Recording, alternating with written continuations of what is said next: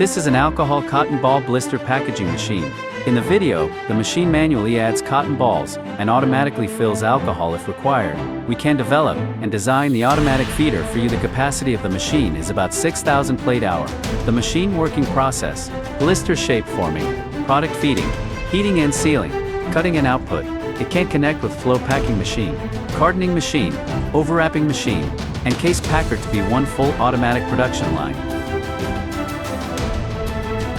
For more details, please feel free to contact us.